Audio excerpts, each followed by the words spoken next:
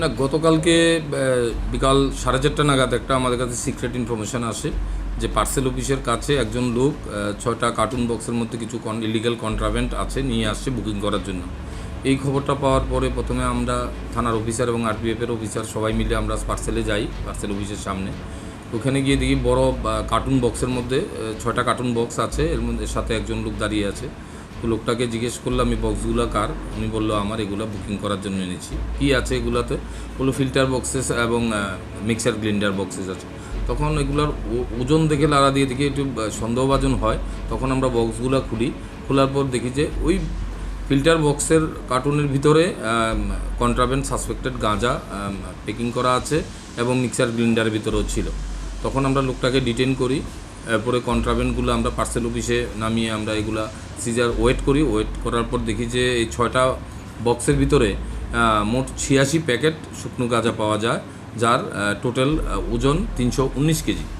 তখন আমরা এগুলা সিজার করে নিয়ে আসি এবং ওই মালগুলার সাথে একজন লোককে আমরা পাই এখানে, উত্তম কুমার পাল, যার বৈষ্ণবটিলা বাড়ি, সে এগুলা বুকিং করার জন্য এনেছে। তো এগুলা কলকাতাতে আজকে কাঞ্চনজঙ্ঘা এক্সপ্রেসে করে এনজিবিতে পাঠানোর জন্য বুকিং করার জন্য এনেছিল। বুকিং করতে পারেনি, পার্সেল অফিসের বাইরেই মালগুলা ছিল।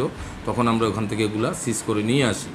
তো ওই লোকটা অ্যারেস্ট হয়েছে, আমরা একটা এনডিপিএস কেস নিয়েছি। আজকে আমরা পুলিশ রিমান্ড চাইব এবং এতে ওর সাথে আর কারা জড়িত আছে তাদের জন্য ইনভেস্টিগেশন চলবে, আমরা তাদেরও অ্যারেস্ট করব। তো গাঁজা তো এমনিতে একজ্যাক্ট কোনো ভ্যালু নেই, বাজার মূল্য প্রায় 7-8 লাখ টাকার মতো হবে। এটা তো কোনো গভর্নমেন্ট ভ্যালু নেই। তাকে 3 দিনের রিমান্ড চাইছি। রিমান্ডে আসার পর বাকিগুলোর নাম আমরা আন্ডারে বৈষ্ণবটিলা ওনার বাড়ি।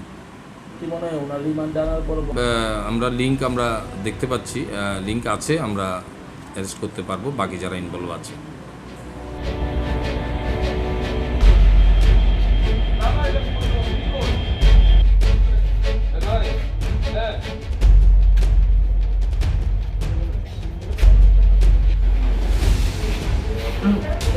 We